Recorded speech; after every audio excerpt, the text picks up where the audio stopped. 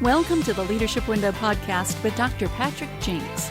Each week, through a social sector lens, Patrick interviews leaders and experts and puts us in touch with trends and tips for leading effectively. Patrick is a board-certified executive coach, a member of the Forbes Coaches Council, a best-selling author, award-winning photographer, and a professional speaker. And now, here's Dr. Patrick Jinks. Oh boy, here we go. Welcome to the Leadership Window, everyone. Yep, this is me. This is this is what you get. This is episode 145 of the Leadership Window, and I'm going to get right to it because you can hear my voice. You can hear that I almost don't have one. That's kind of what this episode is about. Not completely about the voice, but the circumstances surrounding the loss of my voice and all that goes with it. So we've been off the air for a little over a month, and that's because a little over a month ago, I was having some episodes where I had this pain coming across the top of my chest, and more like the collarbone and into my shoulders. And I thought at the time that it was, I kind of blew it off as my right shoulder has a torn rotator cuff. And I thought, well, maybe this is just transferred pain. But it would happen, like if I would exert myself, I'd feel this pain. I'd have to sit down for about 10 minutes and it would go away. Well, one night, a little over a month and a half ago, I had this episode and it just got so bad that I was convinced I was having a heart attack. I thought, there's no way this is shoulder pain. So I tell my wife, hey, you got to take me to ER. So we drive to ER and I described the situation and the symptoms. And they said, this sounds like classic angina, or some people say angina, where there's not enough oxygen or blood flow or something. It's not quite a heart attack, but it is a precursor of a heart attack. And so they said, let's just do a heart cath right now. And they admitted me and they did a heart cath and they found 3 blockages, somewhere between 75% on one of them and 90% on the third one. And they said, you're going to want to fix this sooner than later. And stents is not really an option. A lot of times they'll go in and they'll put stents in. And, that's a lot less invasive. But because of where these blockages were, and because 2 of the blockages were in one artery, they said, you really need a bypass. So double bypass surgery, I think 4 days later. So what I want to do right now is share with you some things I've been thinking about and reflecting on about myself and certainly about leadership. This is a podcast about leadership, so I got to use that lens. But just some lessons learned and some things that I'm reflecting on as I've gone through this process. I will tell you. So, by the way, the voice is what it is because during the surgery, a lot of times if you are intubated, you've got the breathing tube down your throat during the surgery. That can irritate the vocal cords. Well, that's not really what happened here. What happened here is my vocal nerve was damaged during the surgery. This is down in your chest. Your vocal nerve goes down into your chest and then it loops back into your throat and up to your vocal cords. So the nerve was damaged during the surgery. Could have been anything. Could have been nicked. It could have been torn. It could have just been irritated. They don't really know. They just know, well, it looks like the nerve was damaged. And this is through a series of evaluations they do. And basically what's happening is the left vocal cord, you've got 2, right, that run on either side of your voice box. The left vocal cord is paralyzed because of the nerve damage. So while I'm talking, the right side is doing its thing. It's vibrating up and down and going left and right and doing what it's supposed to do. And the left one's just sitting there not doing anything. So hence my voice. Now, believe it or not, after a month and a half, this is actually significant improvement. I actually have a little bit of a voice. What I have to do, though, is I have to lower my volume, get really close to the microphone, I have to lower my volume, and I have to lower my register or my pitch. So if I sound like I'm trying to sound lower and more bassy, I am. And that's because if I talk up here in my normal voice, it cracks and goes all over the place. So in order to get some clarity, I have to kind of bring it down. So you have a choice. You can bear with me through this episode, or you can say, I can't listen to this, and you can turn it off. You can wait for, somewhere down the road when I get improvement. There's supposed to be improvement. They say that this can take 3 to 12 months for the vocal nerve to do what they call wake up. And they expect a full recovery, but they don't know how long it will take. There is a vocal cord injection that they can give you that gives you restoration of your voice for 2 to 3 months while your vocal nerve heals. It's kind of like Botox for the vocal cord. It puffs it up a little bit so that it closes that gap and touches the other cord and kind of does what it's supposed to do. And they say instantly you walk out that day and you've got your voice back. Well, that's great. I thought, I'll just do that. And if I need to do a couple of them while I wait for the vocal nerve to heal, then that's fine. Well, it turns out these things are only done at certain ENT clinics, and they are scheduled months out. So sometime in mid-January, I have an appointment to get this vocal injection. And the last ENT I saw said, you likely will be recovered enough where you won't need the injection in January, but let's go ahead and schedule it. So there you go. I don't know how many podcasts or video episodes I'll do between now and January with this kind of voice, but I wanted to do this today for a couple of reasons. One, I don't want to be off the air for 2 months.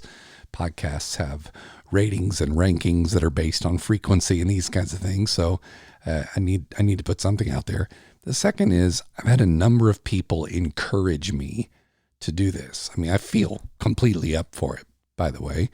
I just don't have a voice. It doesn't hurt. My throat doesn't hurt. It doesn't hurt to talk, even though it sounds like it must be incredibly painful. It's not at all, because it's a nerve issue. It's not a vocal cord issue.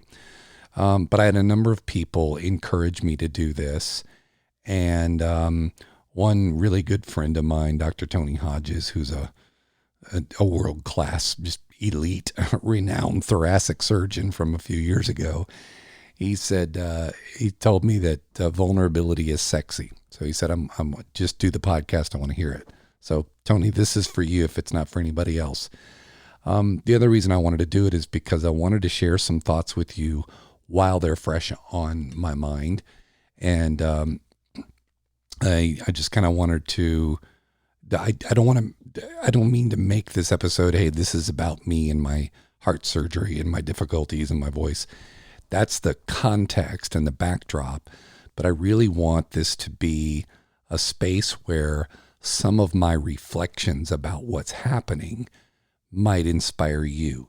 Because I do want to make some leadership parallels with these things.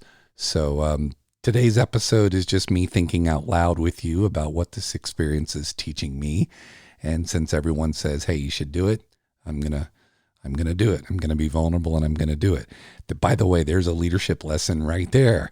I'm a leadership coach. I coach executives and senior leaders to step out of their comfort zones, to do things that they might not feel completely confident and comfortable, or even something that they feel sort of puts them out there, puts them on the line, exposes potential weaknesses, etc.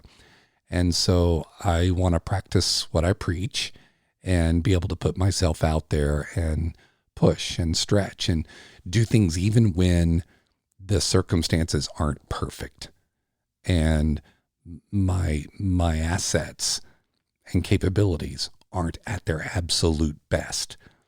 The question is, are they still valuable? Can they still contribute value? We've all seen athletes, right, push through the pain. We've seen athletes push through broken bones and the flu and all kinds of things and actually perform at pretty high levels because of that level of commitment. So let me start by sharing with you, and it's even now I'm noticing that my inflections, I can't emphasize certain words and phrases like I normally would with voice pitch changes. I have to stay in the same register. But I will tell you, it's been a mixture of emotions for me over the last month and a half. I know I'm not the first person to go through bypass surgery, but it's the first time I've ever been through it. So I will tell you, it's a big deal. Here's one of the first things I'm learning, and I knew this, but it really magnifies when you experience this, and that is, I've known a lot of people. There are people listening to this episode right now who have been through this. You've been through bypass. I know people have been through, quintuple bypass or whatever. You very quickly, when you go through it, you realize, oh wow, everybody that I know that's gone through this, I now have so much more respect, empathy, whatever you want to call it. You really feel it more for the other person. And you realize, wow, they went through a lot.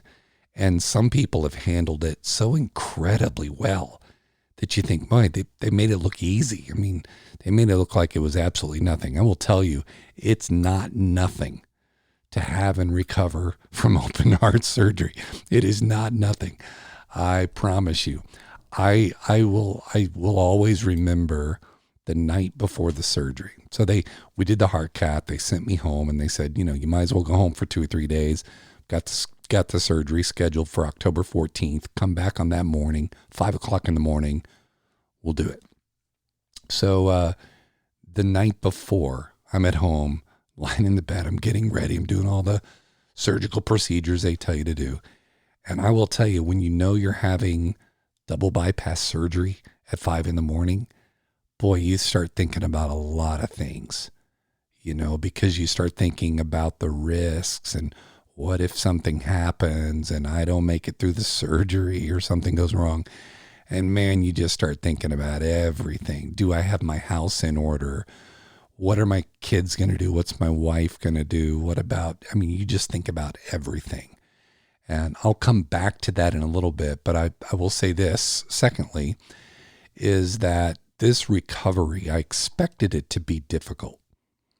It is far worse than I was expecting. Now, that's not for everybody, but it just so happens that I have had the perfect storm of complications and side issues, some of them related directly to the surgery and the issue, some of them like a torn rotator cuff in my shoulder that's still there, that's just contributing to the difficulty of recovery. So it's been really tough. I make my living with my voice. And when you lose your voice and you're going, well, this is my business. This is my livelihood. What am I going to do here? So all the emotions, fear, a little bit of anger that I can't believe this is happening to me. A lot of frustration throughout the recovery process with just coughs and infections and reactions to the statin they put me on. And I could go on. I don't want to get clinical here, but it's been like a dozen different difficulties that have made this recovery harder than it would have been if it had just been in the routine recovery for open heart surgery. So yes, things are getting better. I feel totally up to doing a podcast right now. So, I'm back to doing some coaching calls and some sessions and things like that. But you go through a lot of different emotions. In fact, there have been moments where my emotions have flirted a little bit with depression. I wouldn't say I'm depressed, but boy, you get through,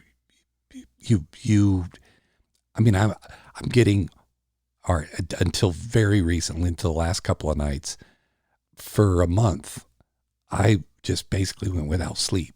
So you have to lay on your back. I can't sleep on my back. I've tried to sleep in a recliner and all these things. So I'm getting like 2-3 hours of sleep at night. And that doesn't help. That just makes you more tired, more exhausted, slows the recovery process, all of that. I'm just saying all this to say it's been a more challenging recovery than it would have been if these side issues and things hadn't happened. So one of the things I realized, though, as a leadership coach is that I find myself navigating emotions that I coach other people through. Not because they've been through a heart surgery, but anger and frustration and exhaustion and even depression, burnout, fear, lack of self-confidence, lots of worrying. I deal with that a lot with the executives and the leaders that I coach. And so, I have to back up and say, Patrick, what would you ask right now if you were coaching someone that was experiencing these emotions? So it's been very helpful for me in that manner. And again, I'll come back to that. Let me go into a few themes that have risen to the top for me. Number one, you get a very different perspective on the fragility and the value and the appreciation for life. You have your own fragility put right in front of you when you go through something like this. And it helps you rearrange your priorities instantly. It's amazing how you just instantly start thinking about bigger things, more important things than the stuff you normally gripe about and complain about. And suddenly, different things matter. And suddenly, the things that normally matter don't matter at all. You just come to grips with that. There's a leadership parallel on this because leaders get trapped in daily execution, and we often ignore the biggest things, the biggest, most important things until crisis forces those things to the forefront. Just like what's happened with me with my heart surgery. Instantly, without choice, I'm forced to face what's really important, what really matters. As leaders, we don't want to be in that situation where we're forced to think about the big things because during the daily grind, we are in denial about them. We think they'll never happen to us. We put them off. We think that one day we'll be able to get to it. And so we find ourselves, for example, I'll just get granular here, scrambling for resource development innovation. Only when a major funder pulls out and you lose a big grant, you're like, oh my gosh, we have got to get super creative right now. It's like when COVID took place, everyone was like, oh my gosh, what do we do? Or the federal government cuts funding to nonprofit contract grants. You're like, oh my gosh, we've got to get creative now. Why do we wait till those moments to get creative and strategic and serious about the need to develop resources that are diverse and sustainable and innovative? Why do we do that? Why do we wait until a talent crisis erupts before we start thinking, man, we really need to fix our HR systems? Right now, I was what the doctors say, a ticking time bomb, right? These episodes of angina that were happening to me were, I was lucky to have something I could listen to prevent in time, to catch in time, what could have been a massive heart attack that could have killed me instantly. Well, what are the angina signs and symptoms in our business that we just go, it's just a little, we don't need to upset the apple cart for this. And yet there are some big systems in our organizations that really need addressing. One day we're going to address them because they're going to force us to. Or we think about board governance, development, training, engagement. only after some board member goes rogue, right? Or we have a board chair that's just really bad, or we just have a bad board experience. And then we realize, yeah, that's because our board is not trained. They're probably the wrong people. We haven't developed them. We don't have policies in place that would have prevented such things from happening. So here's my challenge to everyone listening right now. Ask yourself this. In your organization, you can ask this about your life too, by the way. What are the top 5 things you should be focusing on as a leader, but you aren't? And don't say, well, I don't know, I think I'm pretty much focusing on them. There are things you should be focusing on that you're not. I can guarantee it. You can take this personally. What are the life things I'm not focusing on that I should be? But as a leader, ask the question from an organizational standpoint. In our organization and in my leadership and with my responsibility, what are the top 5 things I should be focusing on, but I'm not? And I want to encourage you to write them down. Don't just listen to this and go, oh, that's an interesting thought. Write them down. Get out a piece of paper. Do it. Just what are the 5 things? You can come up with 5. Guarantee it. Guarantee it. Now, carve out intentional time for those things before crisis forces their hand. Again, stuff you wish you did. And again, I'm lucky to still be around and have had successful bypass surgery. And I'm looking at my life going, man, I can do some things now. I can do some things differently. I'm being given that chance. One day, I won't be given that chance. So there you go. The second theme that I'd like to hit on that I've been thinking a lot about is, of course, self-care. Everyone's been telling me, boy, it's so good you listened to your body and you went to the ER. Well, yeah. I mean, I couldn't ignore that last episode. I really thought I was having a heart attack. So, yeah, I listened. I went to ER. I could have just weathered it, By the way, the pain and the discomfort I was feeling, in about 10 minutes on the ride to the hospital, it dissipated completely. I could have easily said, okay, turn the car around. I'm fine now. It was nothing. But it didn't. I'm glad I didn't do that. So don't ignore those signs. I'm glad I listened to my body. I forced myself to the ER. That decision very likely, almost certainly, saved my life. And there's a lot of leaders and just humans that don't do this. We don't listen to ourselves physically, emotionally, or in this case, organizationally. So let's ask this question. What systems in your organization are whispering to you, or maybe even shouting at you for attention? Every day they're yelling. You feel it. This is annoying. There was an annoying pain for me in my shoulders and neck. But it was, every once in a while, and it would pass. So I would think, okay, maybe I won't have to deal with this again. What are those things that we're ignoring? But we're hearing them. We're in denial. Because acknowledging that there's a problem feels like weakness. It feels like failure. It feels like loss of control. And so we just deny them. And not because we're wussies, but just because that's the way our minds work. It's natural for us to want to put that off and want to believe in our hearts that it's not as big a deal as we think it is. And here's the question for you. What happens to the organization if you keep ignoring these warning signs that you see? They seem small, but they keep coming up. They're patterns. What happens to the organization if you keep ignoring them and then they force your hand? Here's another question you can ask.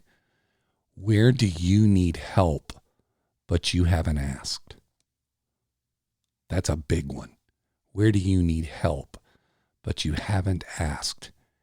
And what's the cost of maintaining the illusion that everything is fine? I'll leave you with those questions. Let me go to the next theme. I've been doing some deep study on vertical adult development. Go back to, let me find it, episode in our podcast. If you go back to episode 137, Bill Pullen and Dr. Aman Gohal were my guests. They are experts in this vertical development field, and that whole episode was about what it is. I'm going to make it short here and not be able to explain it all, but basically, in short, our horizontal development is usually what we think about, and that's our skills and our competencies. And as we go through our careers and our leadership progressions, we learn new things. We get better at things. We master things. Our competencies build and increase. But what we don't pay as much attention to is our vertical development, which is less about our competencies and capabilities and more about our capacity and our mindset and our view of the world, or what we call action logics. Why we are the way we are, why we respond to certain things the way that we do. And it's all about our vertical development. So if you go back and you listen, or you can just Google it, what are the 7 stages of vertical development? You'll find them. But I'm realizing through this trauma that I've been through, some of the questions that I'm asking are changing. And let me see if I can explain this briefly. I ask a lot of questions on this show. I make my living asking questions. That's what a coach does. But I also find that I ask myself certain questions, what we call action inquiry. And immediately I found myself asking questions that someone profiling at the achiever stage of vertical development would ask, which, by the way, I relate to. So questions like, okay, how do I get better from here? Or how can I speed up and expedite this appointment to get this vocal injection and get my voice back? Or what's the plan? When do I start cardiac rehab? What's my 3-month health goal? Right? All those things. Those are good questions, but they're shallow questions. They're in the now, current, technical questions. Questions that can be answered and you have this sense of fulfillment. I answered it. I found the solution to that question. What I'm finding is this experience is pulling me toward higher vertical development stages, like the redefining stage or the transforming stage, because I'm asking questions now like, what is this experience teaching me? Isn't that a very different question than what's my 3-month health goal to get back on track? What is this experience teaching me? What blind spots are being exposed and illuminated for me? What new mindsets and behaviors am I willing and needing to embrace? What meaning am I crafting from this experience? Aren't those very different questions? So your worldview sort of changes, and here's the parallel. When you're facing a crisis or a disruption, what kinds of questions are you asking? Are you asking the fix-it questions? Are you in fix-it mode, technical solutions, the achiever stage, right? How do we get through this crisis? Where can we find some more money? How do I get through this board crisis? Or what do I do with this toxic employee? But ask yourself the deeper questions. Questions like, what is this crisis revealing about the culture in this organization and my leadership? What needs to change in me as a leader? What beliefs might be outdated? Oh, what conventions, patterns, and systems might be no longer relevant in an organization? One of the questions I find myself asking leaders a lot when they bring me a technical question like, why don't Bill, Susie, and John turn in their reports on time? Well, we can work on Bill, Susie, and John and figure out all the ideas and make them turn in their reports. My question for them, though, is what needs to change in your system that is allowing such deficiencies to happen? It's a very different question. It's that depth of question we're trying to get leaders to. So notice which sets of questions you're asking when you're up against a crisis. Are you only asking the short term, I need to fix this right now questions, or are you pausing to ask the deeper questions? Let me move to the next theme, which is the value and the importance of gratitude. Gratitude and nurturing of relationships and the things that actually matter the most. I don't have to tell many of you, you've been through your own situations that cause you to back up and really think about your family, your spouse, your kids. I've got a 6-year-old grandson that he's our world, right? Well, situations like the one that I'm in or have been through recently, boy, they really make you stop and go, man, am I spending, am I investing in those relationships? Am I taking advantage of those relationships in a good way? Am I really strengthening them and nurturing them? By the way, the professional relationships too. How am I nurturing those? We take these for granted. So, ask yourself questions like, who needs and deserves more of my time? More of my bandwidth, more of my energy? Who is it? Write down 5 names, 5 people that should be getting more of you than they're getting. Oh man, I bet you'll have a hard time stopping at 5. I think you could do 5. What are 5 family members? What are 5 friends? What are 5 employees? 5 stakeholders who deserve and need more of my bandwidth? Man, well, just as I'm asking that question, it's hitting me. Who should I be picking up the phone and calling this week? Who should I send a card to?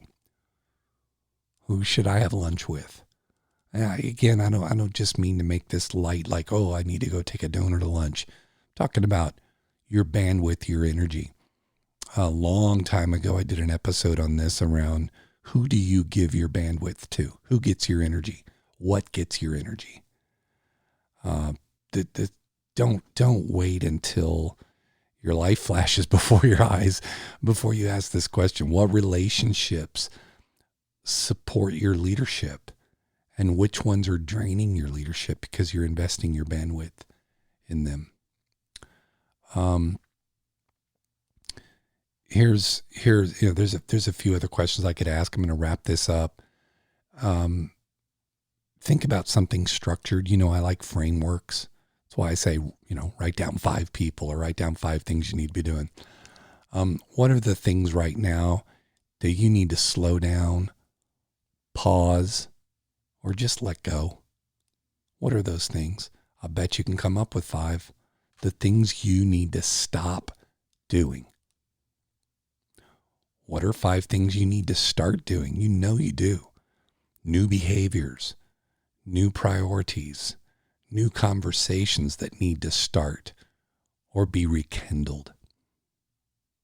What are you seeing about yourself or your organization that you couldn't or wouldn't see before? I'm just going to ask you to reflect on this episode. How's it hitting you? Maybe write down 2 or 3 things that that hit you on this? What's one big insight or takeaway for you? If you feel like it, shoot me an email and give me some of those. I'd love to know what about this episode might have inspired you or triggered you to think about it a little differently. Shoot me an email, patrick@theleadersperspective.com. Or just if you're watching on the YouTube page, write a comment if you want to share it with everybody. I'd love to hear it. I want to close by thanking you for your patience. Again, we've been off the air for over a month now, and we got to get back on it. Thank you for your support. Boy, the number of cards and letters and phone calls I've gotten is just so humbling. It really is. It's just so humbling. I can't think of another word. I'm so grateful for all the support, all the relationships I do have.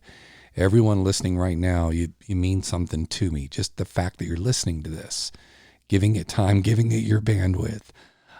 So I just want to, again, let you know my recovery is ongoing. It is moving forward. I couldn't have done this podcast a week ago. I will tell you that. So we're getting there.